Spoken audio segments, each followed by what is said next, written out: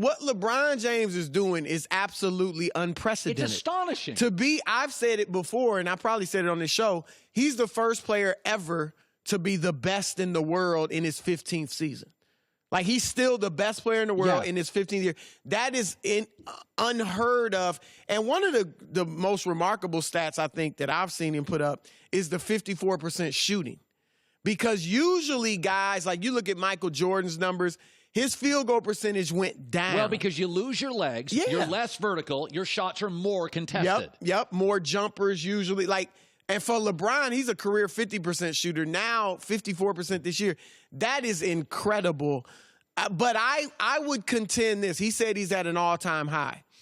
I don't think this is the best LeBron James we've seen. I agree. Okay, so he's great. Yeah, but he's just not physically able to do it defensively. He's like Oral he used Hershiser after the surgery. He's smarter. Yes. He paints the corners. He's a more cerebral pitcher, but he can't. Like Kurt Schilling told me this once when I used to work with him at that other place. Schilling said, listen, man, at the end, I could still give you 96 12 times a game.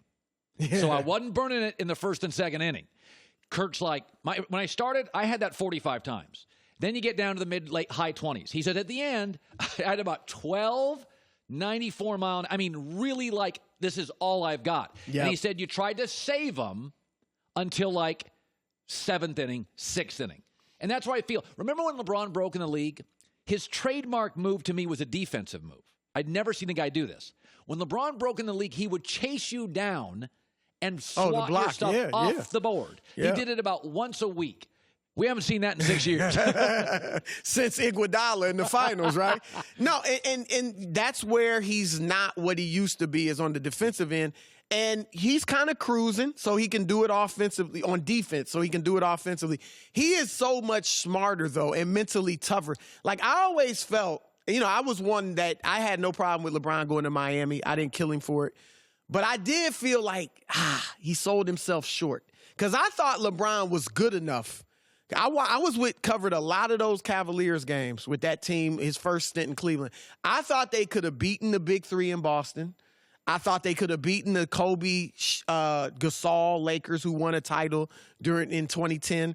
So I thought he could have won championships with that ramshod crew of role players in Cleveland. Varejao, Mo Williams, Zydrunas Ilgauskas. If he had done that, that's when it might be over. Like, he's the GOAT. But he wasn't ready mentally. And we saw that as he got to Miami. Now he's mentally there and has been for a while. But if he had this mentality when he was in Cleveland his first stint. Think about this, though. Think about how great LeBron is. You said, I thought he could have beaten the Big Three. So LeBron was in Cleveland. Kevin Garnett's a Hall of Famer. Paul Pierce a Hall of Famer. I think Ray Allen's a borderline Hall of Famer. Probably is. He's a Hall of Famer. Okay, yeah. And Rondo was an all-star. And we both admit, I think he could have beaten that team with Zydrunas Ilgauskas. Yeah. I mean, there's no doubt. I was covering that series, his last in Cleveland, 2010. He destroyed Boston in Game 3. Had like 21 points in the first quarter or something. Just ran right through them. And then Game 4 through 6 is when he just started struggling, kind of out of nowhere. But he was good enough, and they were good enough. But, like he said, he needed to go to Miami and learn and, become better and all that. Great players. Yeah, look, it took Jordan, 7 years. Guys learn. Magic came in and won as a rookie. And I think Magic's performance in that Game 6 when Kareem was hurt, 42, 15, and 7. Against Caldwell Jones. Yeah. See, I was about to say I think it's arguably the best individual performance in NBA history. Oh, you can make the argument. At the time, Dr. J. At the time, it was against an icon. It was in the NBA Finals. And he had to play 20 center, years old. and a guard he played center. But that was one game. It wasn't like Magic carried them as a rookie the whole year without an MVP, who Kareem was MVP that year. So you have to learn. Most guys have to learn. And but man. I thought if he had, so that's where he's a lot better, is mentally. Like, you see it in the clutch performances. Yes. Last night he was ridiculous. We saw him hit the shot against Minnesota. Points of the game for Cleveland. And I think he's out there experimenting, like like a big brother playing with little brothers. You can do whatever you want. Let's see if this works. Oh yeah. Let's see if this combination totally of players. It may even cost them a game or two. I totally agree. Chris Broussard joining us. LA's got billboards up now. Stars recruiting stars. It was interesting. I've been watching the Lakers. I think they're like 8-1 in Lonzo Ball's last 9 starts, and actually would be 9-0. But Isaiah Thomas was a mess a couple nights ago. It's just awful. Putting it all on IT. Well, IT. It's ironic now. It doesn't fix anything. It just creates problems. But it is interesting to watch the Lakers. I always felt LeBron needed to see 2 things. He needed to see Lonzo was legit, and he needed to see Brandon Ingram pop. And he got both. And he also has seen Kyle Kuzma probably be the shockingly good rookie of the year. I do believe, and you made reference to this about 2 weeks ago, I do believe LeBron goes home after playing those Eastern Conference games and he watches TV. And he's looking around the league. LeBron's very media savvy. Oh, yeah. I don't think you can watch the Lakers now with LeBron and say, oh, yeah, it's a total rebuild. I don't think they are. No, look, if LeBron, and not just LeBron, if LeBron went there by himself, they'd be really good. They'd probably be fighting for home court advantage in the playoffs, but they couldn't win the West. But if he goes there with Paul George and the way that's going in OKC, that's a good chance.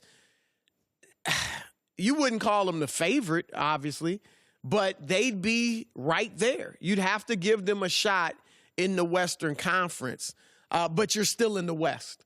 And so does he think, man, maybe you stay in the East, you go to Philadelphia. I know you don't want to hear that, but, you play with Joel Embiid and Ben Simmons and Robert Covington's a 3-and-D guy. I mean, it's going to be interesting what he does because he's going to have some pretty good options out there. Yeah, like I really do when I say this is let's just take Philadelphia off the table. If you watch the Lakers play, and I watch them every night, when you watch them play, Isaiah's going to be gone. You're looking at him and you're thinking, and players have admitted, the Laker players have admitted publicly, they talk about, wouldn't it be cool if LeBron came here? Mm-hmm. There's no animosity. Yep. This isn't like Westbrook thinking, maybe a star wouldn't work with me. And let me throw this at you. Paul George, Westbrook, they're 145th in the league when they're on the floor. So number 1 combo on the floor is Steph KD. Number 2 is Steph Clay. Number 3 is Harden Paul. Westbrook, Paul George is 145th. Can't I at least say that's not working like Paul George thought it would work? Well, it's definitely not working like anybody in Oklahoma City thought it would work. I don't blame it all on Westbrook. Look, there's no doubt a ball-dominant point guard like that can be difficult to play with. Allen Iverson, I've heard you say that, and that's true. But Paul George is having individually as good a year as he's had. He's his 3rd highest field goal percentage ever, 2nd highest since his rookie year, all-time high 3-point percentage, 22 points a game. Last year was 23. Paul George, when he was the number 1 guy in the East, they had the 7th and the 8th seed 2 years ago, the last 2 years, and they went out in the first round. So I just think the narrative that Westbrook can't win, you can't play with him, it just so overlooks the history. He was good with Kevin Durant. Good. They went to the NBA Finals as kids, lost to LeBron, Dwayne Wade, and Chris Bosh. So I'm not going to kill them for that. The years they didn't get to the finals, either Westbrook was hurt, Durant was hurt, Serge Ibaka was hurt. There was maybe 1 year where they were healthy and didn't get to the Western Conference Finals. And then they had a 73-win team down 3-1. And let's face it, they should have won that series. Now, Westbrook wasn't great in 6 and 7, but neither was Durant. So I would argue, and again, I have no problem with Kevin Durant going to Golden State. But if he had stayed in Oklahoma for just one more year, I could argue they would have won the championship. Woulda, coulda, shoulda. In 17. Right? I'm right. Like, that was... I mean, to say Westbrook and Durant weren't successful, I just think is wrong. I think they were successful. I think expectations create happiness, and they didn't exceed expectations. I think their expectations were here, maybe unrealistic, and they just fell short of expectations. Yeah, I mean, there's also something to be said. Guys leave Westbrook. I mean, listen, Melo was fading. he's fallen off a cliff with Westbrook. Like Well, he's in his 15th year, and he's not LeBron. I mean, he's most guys, this is when you I'm begin. not sure he's Booby James. Forget LeBron James. I mean, he has gone off a cliff. I'm going to ask you, I'm going to present something to you, okay? Because we talked 30 about seconds left. only 30 seconds? What? Would you be mad at James Harden if they get close, if they lose to Golden State in 7 or 6 tough series, and he doesn't recruit LeBron? You mad at him? I wish I had more time. I have to marinate on that. It's a good question. So it's interesting. I wouldn't be mad either way. If he recruits him, I'm cool with it. If he didn't and said, look, I want to prove to myself and others I can lead the team to a championship, I wouldn't be mad. Chris Broussard. Thanks for watching. Subscribe here to get the latest from the show. Also, be sure to check out more of the best clips from The Herd or go watch a few segments from our other shows on FS1.